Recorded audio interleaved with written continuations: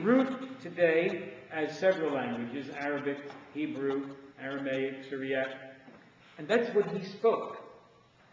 So they still speak that there. And they were beginning to lose it. They prayed in that language. But interestingly, not far from that village are two other villages. That's all Christian, that village. Nearby, within 5-10 minutes, there's other little villages in the mountains there. That mountain is called the Kalamun Mountain, and it was all Christian at one time. There's two villages that are 100% Muslims. What language do they speak? Aramaic.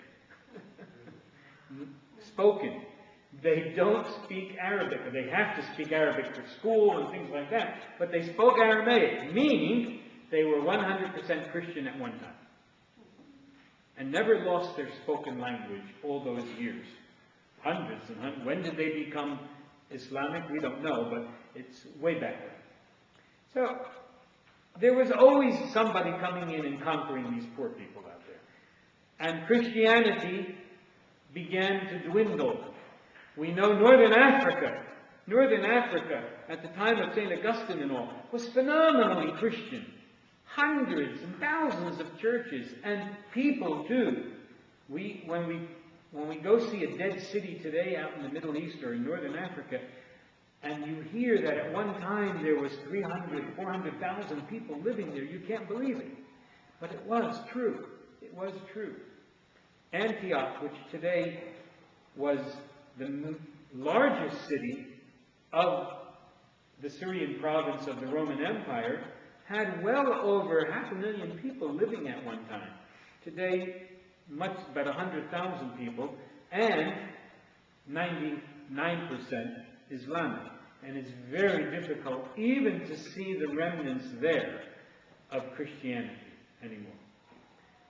In Turkey, after World War I and the Ottomans were conquered, and then eventually Kemal Atatürk took over and made it a secular government, you still see remnants of Christianity. Not too much, but you still find it. That whole place where some of the apostles went and St. Paul went. The apostles, the 12 disciples of Christ, went out to preach. Peter, and eventually Paul, first went to Antioch. And then Peter moved on after a couple of years and went to Rome. So if we consider Peter the prime apostle, and the 12 apostles we generally recognize today as the first bishops of the church, Peter was the first bishop of Antioch. Our former patriarch, who died in 2000, always told the story when he was visiting the U.S. and he had to go to, they asked him to be at the Senate and House of Representatives, I think it was the Senate, and Dirksen was there, and they were having breakfast, and he said to him, what's a patriarch? It was almost the end of the dinner time, of the breakfast time. And he said to him, are you Catholic? Oh yeah, I'm Catholic. I'm a good Irish Catholic, whatever. He said, you know who St. Peter was? He said, yes. St. Peter was the first pope. He said, well, St. Peter was the first bishop in Antioch, where my roots come from. He said, and if he had died there, I would be number one instead of number two today. Probably that might have happened. Rome became the seat because it was the head of the empire at that time. That's basically why. And Peter and Paul were there. Other apostles went to other places to evangelize. St. Thomas is noted to going into Iraq, what we call present-day Iraq, Baghdad and Mosul, and teaching and preaching about Christ. And from there, he went to southern India, to the Malabar area on the west side of India itself. And the Christians there are still called the Thomas Christians because of St. Thomas preaching to them. Today they make up two churches, the Syro-Malabar, because it's the Malabar coast, and the Malankar, or Malankara, however you want to pronounce it, the two different churches that Thomas preached in. And there are two, because when the Portuguese came in the 1400s, to India, they saw these other Christians, and they just couldn't understand how these people can be Christian and not doing what they were doing, which was the Roman traditions, the Latin traditions. So they began to try to make them all Roman style and not Malabar, and a group broke. And they always had connection with Iraq, the Patriarch of Iraq, the Catholicos, the Patriarch. We'll talk about that in a minute. And they had the connection for their orders. They needed a bishop ordained. The Patriarch in Iraq would ordain him. Now this new group broke, and they couldn't find one of these bishops from Iraq, so they found a Syrian Orthodox bishop, a Syriac, and they got him. He says, I'll gladly ordain you, but you have to follow my tradition. There's two different traditions. Okay, since I mentioned that word, let's talk about that briefly. The Christians all followed particular ways. In those 5 areas that what we call patriarchates, Rome, Constantinople, Jerusalem, Alexandria, and Antioch, they followed the ways of the people. Antioch was a Syriac or Aramaic area. Jerusalem spoke Aramaic and really didn't develop too much ritually separate other than Holy Week stuff. Constantinople eventually was recognized as Greek, but all their ritual came from Antioch through Mesopotamia, and it was Hellenized or Romanized, according to the Romanized in the sense of it was the seat of the Roman Empire, and eventually went back to the Middle East a little bit. And Egypt had its own style. Today we call it Coptic. These churches were all in communion with each other. But when they began to define our faith through the creeds, the emperors were always involved. And many of the outreaching people, like the Persian Empire, didn't like the Byzantine or Roman emperors. So they rejected what the councils put forth. So what took place in the Middle East was a division of these Christians into different bodies. So for instance, in Syria, Lebanon, Palestine, Jordan, there's not just one particular tradition anymore. You have the Byzantine tradition, which was the group that followed the emperor. You have the Syriac tradition. And then you have people that moved into that area from other areas. The Chaldean tradition, Iraqi, the Maronite tradition, which was Syriac, and they had some troubles, and they moved to the mountains and were hidden around, so they developed a little differently. So there was a variety of traditions that developed among the Christians. But they all lived together, and no problems of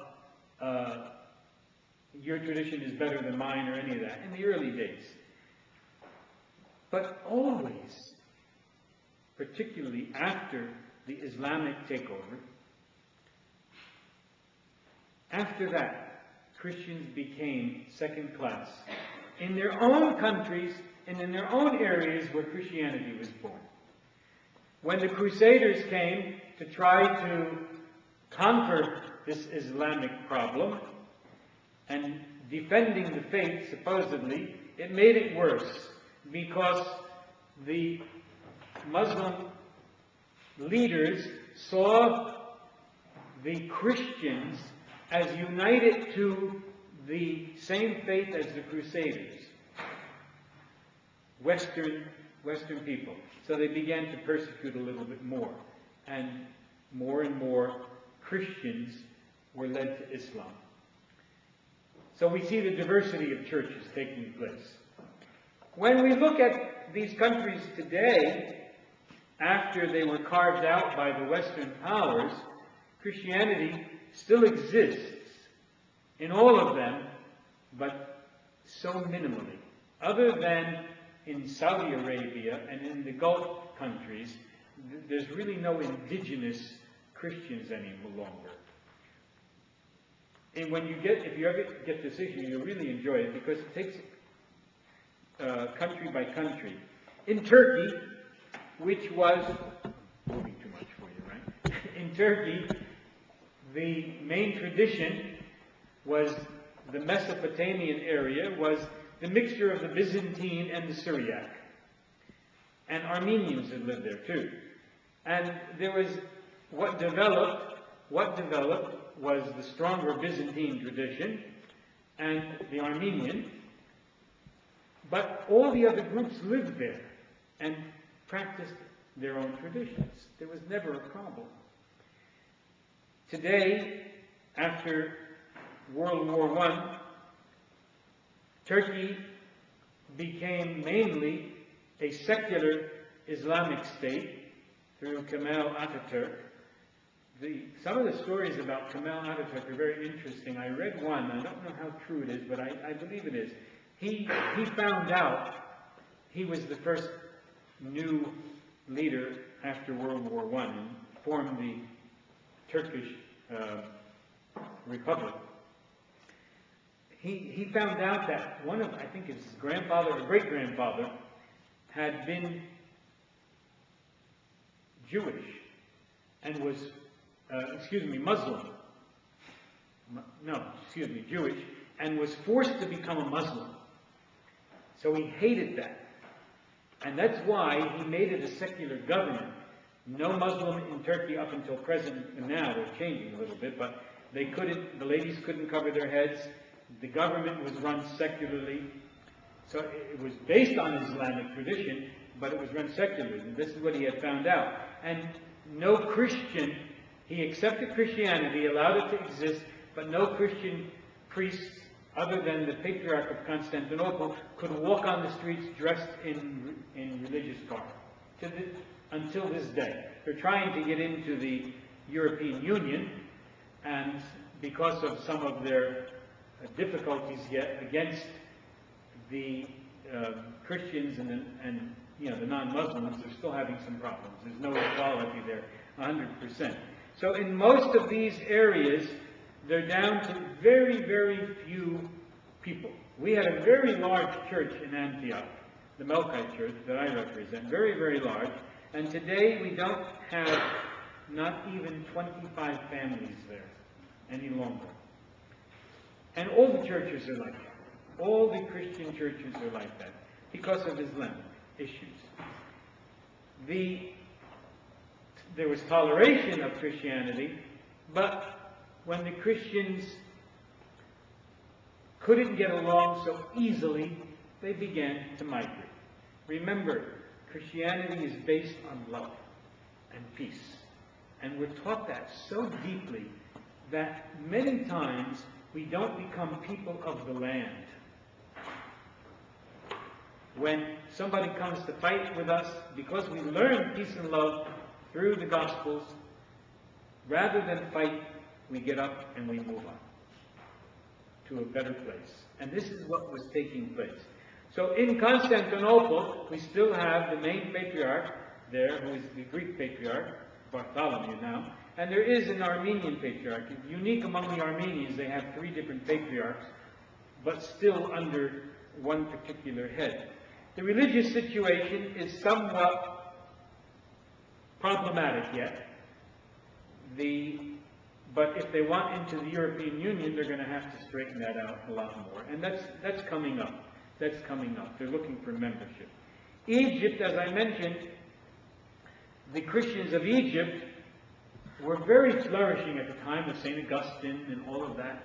But Islam came, wiped it out, and Christianity went down.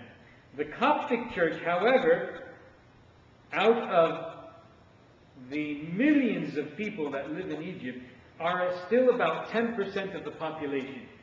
And the Coptic people will tell you, Copt is just it's a Greek word meaning Egypt. They say there are about 10 million Christians in Egypt. But if you follow the news of late, there's been, of late, the Islamic uprisings going on, and many, many Christians again, living on love and peace, pick up and move out. The first Coptic Orthodox Church in the United States was 1970. I was just ordained a priest, and it was in Los Angeles. The first one. Today they have, in the United States and Canada, well over 200 churches, several bishops, education.